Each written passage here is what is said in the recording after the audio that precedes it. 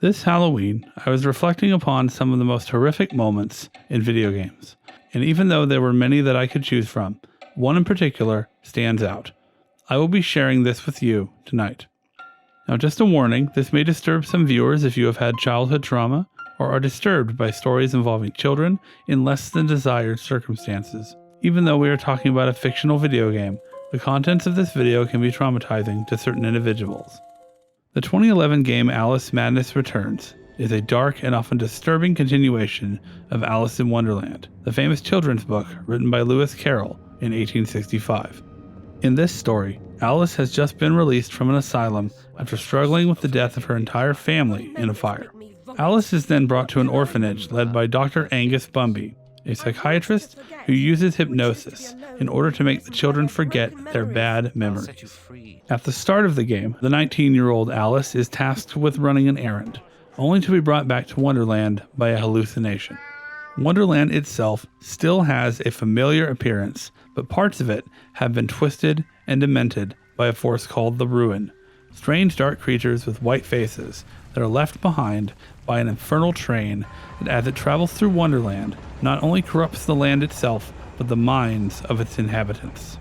What follows is a journey to find the truth about her past and what, if any, future she has. When first venturing into Wonderland, Alice is reunited with the Cheshire Cat, who is convinced that an outside force is causing this corruption, and that Alice should seek out others to find the source of the train.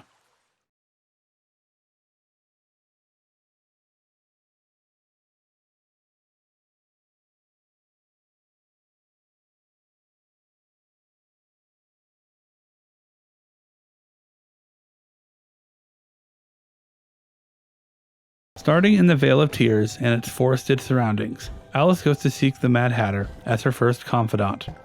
She journeys to a large mechanical factory where the infernal train was originally built. She meets the Dormouse, who has been driven mad and uses the dodo birds and other innocent creatures as slaves to work and even die in the factory. Once the birds and other creatures have outlived their usefulness, he puts mechanical parts in them and forces them to run ever further.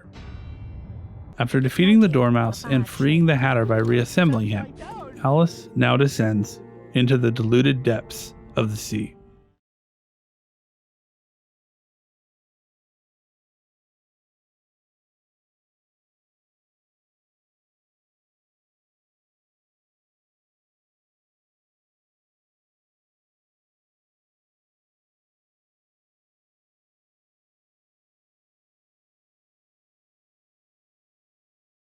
The deep sea of the diluted depths is the home of the carpenter, who is working on a new theatrical production. He has information for Alice if she can bring all the performers back to finish the show. After doing this, she witnesses a show of carnage as the performers are eaten by the walrus, acting as Death himself. This is how they have been hiding themselves from the train, by feasting and devouring the weak, for appeasement is never clean.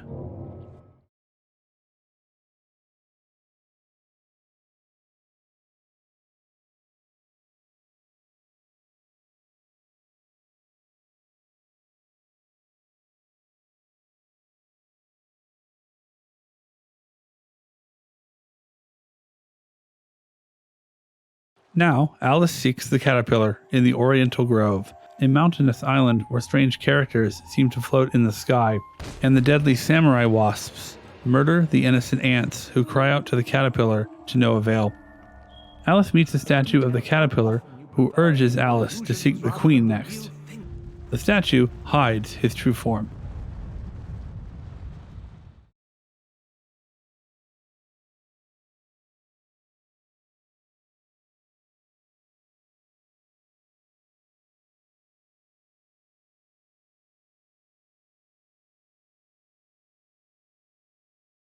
Alice ascends into the castle, fighting the army of card guards and narrowly evading the large, imposing executioner who stalks her at every turn.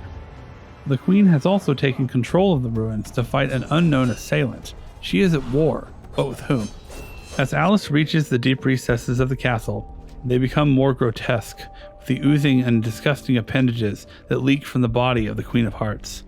The walls are mostly covered in intestines and flesh, and the queen's own manufactured tentacles. Alice then meets with the queen, who tells her of her past. If the train is erasing her memories, who, if anyone, could benefit from her madness?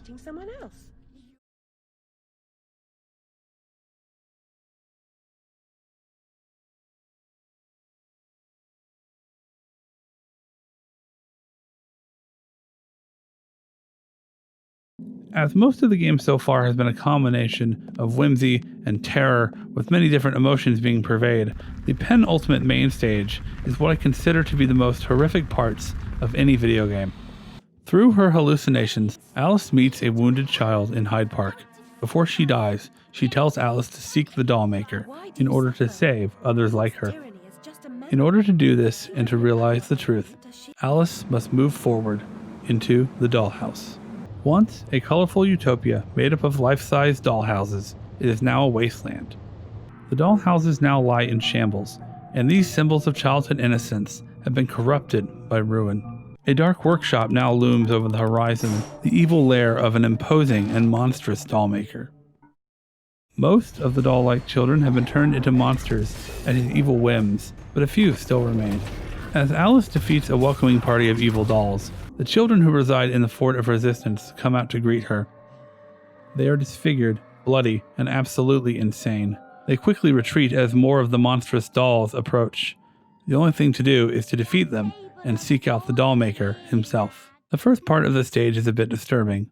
The dollhouses are in shambles with giant doll heads, headless swinging dolls that have been impaled by needles, switches, and apparatus made from doll parts with the eyes still moving. There are even mirrors that have "Save Us" written in blood. Crayons are now spiked fences, and the bottom of the stage is covered in blocks and doll parts.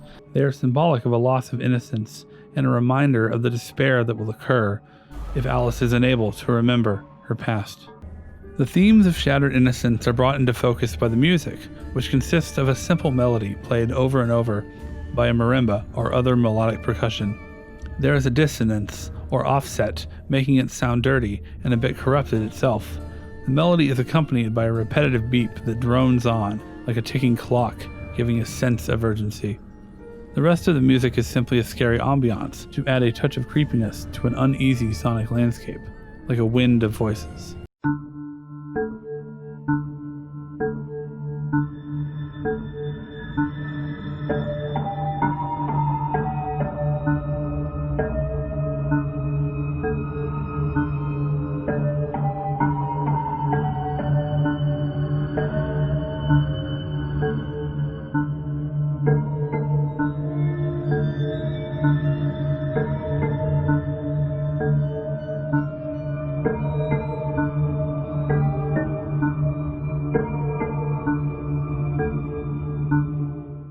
The second half of the stage is the workshop itself, possibly an abandoned section. The music has done away with the melody, leaving you to wander in the ambiance. The area is made up of wood panels. It is dark and full of sharp objects. There are walls of doll heads, and every object seems to be impaled, as if experimented on. There are diagrams of insects and other creatures who no doubt were practiced. At times, they even have some symbols like the mark of the beast to represent evil, but they are a bit heavy-handed. This area is a bit more standard horror fare, but it is still able to leave an impact and leave Alice alone in the darkness. Finally, Alice meets the dollmaker, who is none other than the incarnation of Dr. Angus Bumby himself. The insane children of the fort are leftovers from his sinister experiments in Wonderland, forcing them to become sinister dolls, and in the real world, children sold into prostitution. As his eyes bleed the black ruin, her eyes are open to the monster he is and the abuse she and children everywhere have suffered because of him. The dollhouse is nightmare fuel, and even though there is a final stage where Alice must defeat the ruin and the train once and for all, the dollhouse is a reminder that true horror is not a jump scare or creepy moment. True horror gets deep into your mind and corrupts your assumptions, your sense of logic and reality.